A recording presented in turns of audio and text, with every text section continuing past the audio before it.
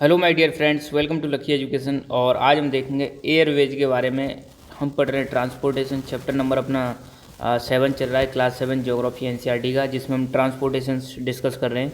और means of transport में हमने डिस्कस कर लिया रोडवेज, रेलवेज और वाटरवेज भी डिस्कस कर लिया। लास्ट बचा है हमारा एयरवेज। ठीक है, ऐसा ट्रांसपोर्टेशन जिसमें हम रूट कौन सा इस्तेमाल करते हैं, एयर वाला रूट इस्तेमाल करते हैं। और डेफिनेटली एयरवेज किसकी मदद से हो पाता है, ये एरोप्लेन्स की वजह से, हेलीकॉप्टर्स, इन सारी चीज़ों की वजह से हो पाता है। ठीक है ना।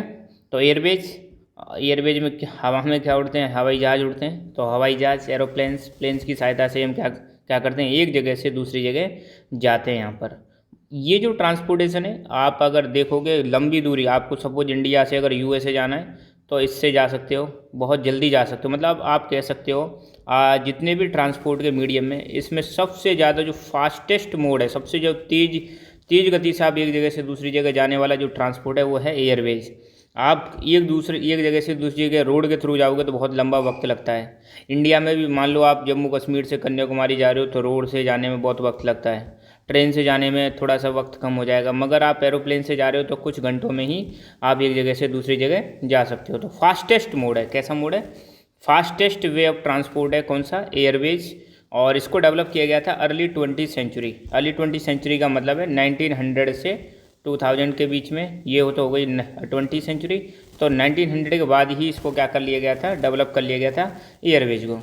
बट ये मोस्ट एक्सपेंसिव, सबसे ज़्यादा महंगा है, क्योंकि इसमें जो फ्यूल यूज करते हैं, ध्यान रखना, एरोप्लेन्स में जो फ्यूल इस्तेमाल होता है वो बहुत महंगा होता है, जिसकी वजह से एयरवेज क्या होता है, एक्सपेंसिव होता है। तो इसकी टिकट जो होती है, इसका जो किराया होता है वो बहुत ज़्यादा होता है।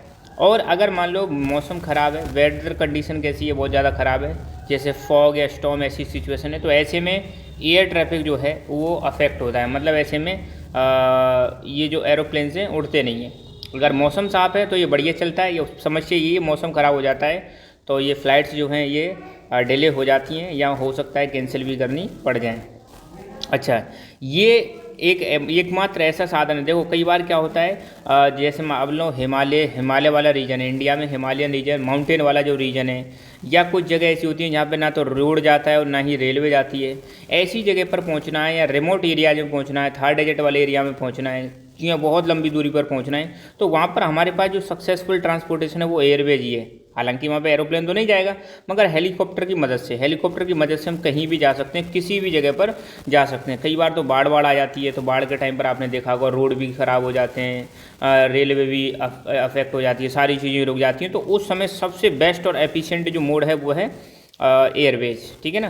तो हेलीकॉप्टर जो है वो बहुत ही ज़्यादा एक्सट्रीमली यूजफुल होते हैं। कहाँ पर, ऐसे एरियाज में जहाँ पर आपको ना तो रोड जा रहा है ना ही रेलवे जा रही है, तो जहाँ पर पहुँचना बड़ा डिफ़िकल्ट है, उन एरियाज में हेलीकॉप्टर की सहायता से हम जा सकते हैं। और स्पेशली कैलेमिटी के टाइम पर, कैलेमिटी का मतलब है प्राकृतिक आपदाएं जैसे आ जाती हैं, फ्लड हो गया, ठीक है, फ्लड के अलावा अर्थक्वेक हो गया, ऐसे टाइम पर लोगों को बचाना है, रेस्क्यू करना है, फूड डिस्ट्रीब्यूट करना है, वाटर डिस्ट्रीब्यूट करना है, कपड़े, मेडिसिन, ये सारी चीज़ें डिस्ट्रीब्यूट करनी है।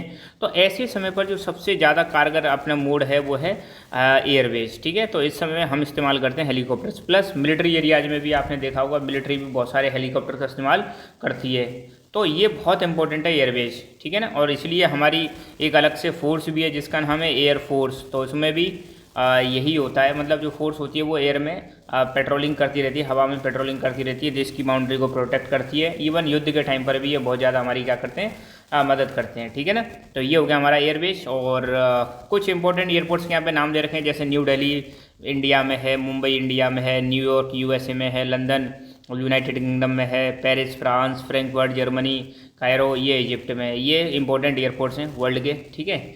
ये चीज़ कुछ बुक में दे रखी है, डू यू नो में, ये मैं बता चुका हूँ आपको कि जो ट्रांस साइबेरियन रेलवे है ये लॉन्गेस्ट रेलवे सिस्टम है, मतलब सबसे लंबा रेलवे सिस्टम है, जो कनेक्ट करता है Saint Petersburg in western Russia को Vladivostok on the Pacific coast. ये रशिया में सबसे लंबा रेलवे रूट है, इवन वर्ल्ड का भी, और रशिया का तो है ही डेफिनेटली। फिर एक ट्रेन चलती है जिनिंग टू लहासा, ये 4000 मीटर की ऊंचाई पर चलती है अब। और ये इसका हाईएस्ट पॉइंट कितना है, 5072, मतलब एवरेज तो कितना लगभग 4000 मीटर, और इसमें हाईएस्ट पॉइंट कितना है इसका ट्रेन का, मतलब कितनी ऊंचाई पर चलती है, 5072, 5072 मीटर। और कुछ जानकारी और दे रखी है इसके बारे में, हालांकि मैं बता चुका हूँ आपको। ये गोल्डन क्वाड्रिलेटरल के बारे में। गोल्डन क्वाड्रिलेटरल 4 बड़े बड़े शहरों को कनेक्ट करता है, दिल्ली, मुंबई, चेन्नई और कोलकाता को कनेक्ट करता है। भारत देश में कई सारे नेशनल और स्टेट हाईवे हैं, और इसमें जो लेटेस्ट डेवलपमेंट है वो है एक्सप्रेस वेज। आज की डेट में एक्सप्रेस वेज बनाए जा रहे हैं, जहाँ पर काफ़ी तेज़ स्पीड से एक जगह से दूसरी जगह जा सकते हैं। तो यहाँ पर हमारा ये टॉपिक है ट्रांसपोर्टेशन वाला, वो कम्प्लीटली फिनिश होता है। So thank you so much, keep learning, keep enjoying, and God bless you all.